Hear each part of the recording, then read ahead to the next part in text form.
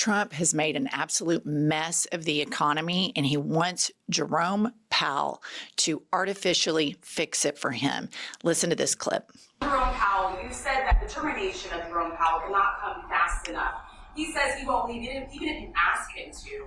Oh, he'll leave. If I ask him to, he'll be out of there. But I don't think he's doing the job. He's too late, always too late, a little slow, and I'm not happy with him. I let him know it, and if I want him out, he'll be out of there real fast, believe me. Yeah, go ahead. Go ahead, please. Question. Okay. He's completely lying. Jerome Powell is not going anywhere. He is going absolutely nowhere. And everybody in the economic markets wants Jerome Powell to stay put, because everyone in Trump's administration has a completely different idea of how they want to implement economic change. They're all in conflict with one another. Here's Jerome Powell talking about his job. The other question is, to follow up on Victoria's question, do you believe the president has the power to fire or demote you, and has the Fed determined the legality of a president demoting at will any of the other governors with leadership positions? Not permitted under the law. Not what? Not permitted under the law. Thank you. Courtney. All right, let's think about that stark contrast right there.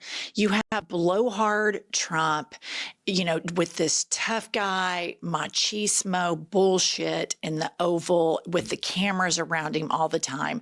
Then a very serious person that takes their job very seriously, that just gives a very quick answer. It's not permitted under the law. And he says it very clearly, and he's not going to engage in all of this bullshit, because trillions of dollars in the global market and our domestic market are on the line.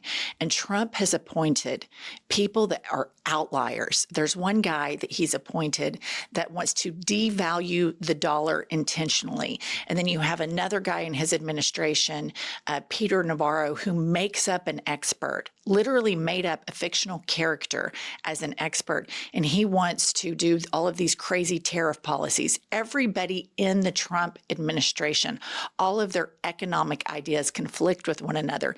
The only thing that is holding this economy together right now is the Fed. All right, here we have Trump talking about his economic plans. And of course, he's lying. It's a jet stream of bullshit, as always. Play the clip. I had the most successful 4-year period in the history of this country, and I think we're going to blow it away this time. But there is a little bit of a transition, and we're going to have that little transition, and it's not much of a transition. If you look right now, we're getting 25% on cars, right? We're getting 25% on steel. We're getting 25% on aluminum. All right, I've heard enough. All right, number one, it is a complete lie that he had the best 4-year economic term. I mean, it is objectively and verifiably false. He tanked the economy, and he is an abject failure in his personal businesses and with his government-run experience in his first term with the economy. The facts are the facts. This is just a little personal gripe of mine.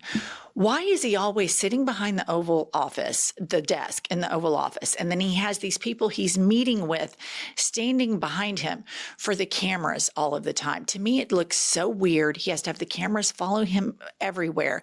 And it is because this is a corrupt government, and their bloodline, the heartbeat of their government, is propaganda. We live in a corrupt government now that wants to press out propaganda all the time.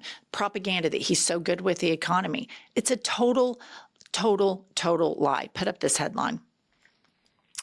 The Bulwark says, every government lies now and then, but authoritarian regimes go further. They don't just stretch or hide the truth. They look you in the eye and tell you what you just saw didn't happen. Propaganda is now a part of our politics. The reason that he is running his presidency like a reality TV show is because the propaganda has to be fed to the personality cult at all times. This is intentional. The lies are intentional.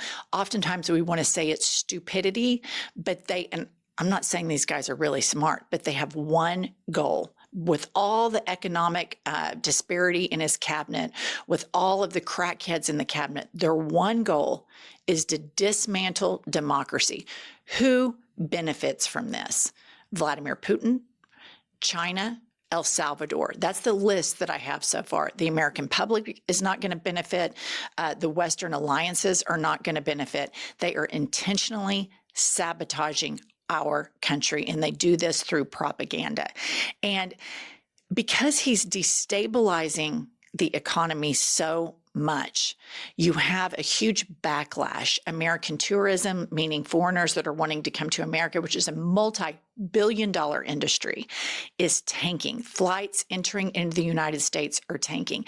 And I'm just curious, we have the Olympics and the World Cup scheduled to come to America.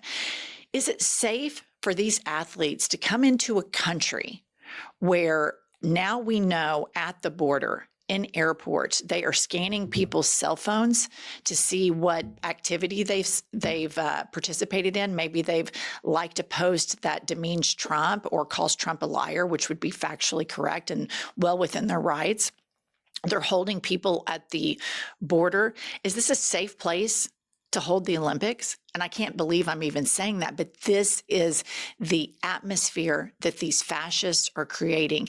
And this is juxtaposed against all of these Wall Street bros and all of these moderate Republicans that are fiscal conservatives that adore the economy.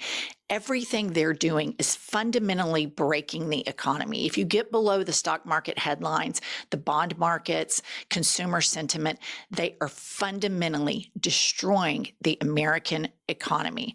And here's just a couple of little pieces of evidence to that point. Put up the first headline. Trump's tantrums are turning Europeans off on Netflix. A wave of anti-Americanism sweeping the continent is now affecting the streaming giant's business. And this isn't happening in a vacuum. I told you about people boycotting travel. You have Canadians that had second homes in the United States or were looking for second homes. They're called snowbirds. These homes are on the market. This is going to flood the market. The housing market is in trouble. Americans were able, and members of the Western, alliances were able to travel back and forth. Now we have a corrupt government that wants to police people's thoughts and detain them at the border. And there are stories after stories after stories of people being detained. But this administration has flooded the headlines, flooded the zone with so much fuckery you don't even know about it. And I'm just curious, is the Olympic Committee still going to continue to have the Olympics in Los Angeles? I think if you're policing people's thoughts, policing people's social media, I think these athletes and the fans that come to support their teams could be in danger by this fascist regime. And then here we have Target. Target is someone that I really, really like keeping my eyes on. And you may remember that they were kind of the woke company, and they always supported DEI. They always supported the LGBTQ. They had big Pride Month sales. The minute Trump won, they showed how their support was bullshit. Their support was only for money. And this headline right here, Target has learned the hard way. They've lost billions of dollars. Here's a headline from CNBC. Target CEO Brian Cornell to meet with Al Sharpton to discuss DEI rollback. Target CEO Brian Cornell will meet with civil rights leader, the Reverend Al Sharpton, to discuss the company's decision to roll back DEI programs. So what's happened here? They've lost billions of dollars, and now they want to jump back on we support DEI, we support the LGBTQ+. And I think it's just disgusting. This is the most disgusting part of capitalism, that nobody has a core, that nobody has convictions, only the dollar. That's it. All of these corporations just chase the dollar. And there are people who have been outliers in this, like Ben & Jerry's Ice Cream, Costco, and many others. And those are the companies that we should all outwardly support. But what Target did is so brand damaging. It is so pick me. Oh, people are progressive now and they support gay rights. We're all in on that. Oh, Trump won by 1 percentage points. We're rolling everything back. And I think a lot of these billionaires and a lot of these corporations played a very short-sighted game with their support of Trump and his regime.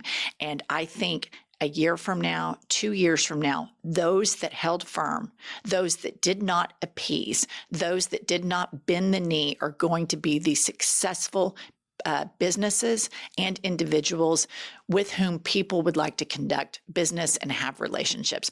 All right, that's all for today. Please subscribe. Pumps and I are trying to get to 1 million subs here on YouTube, and we'll see you all later.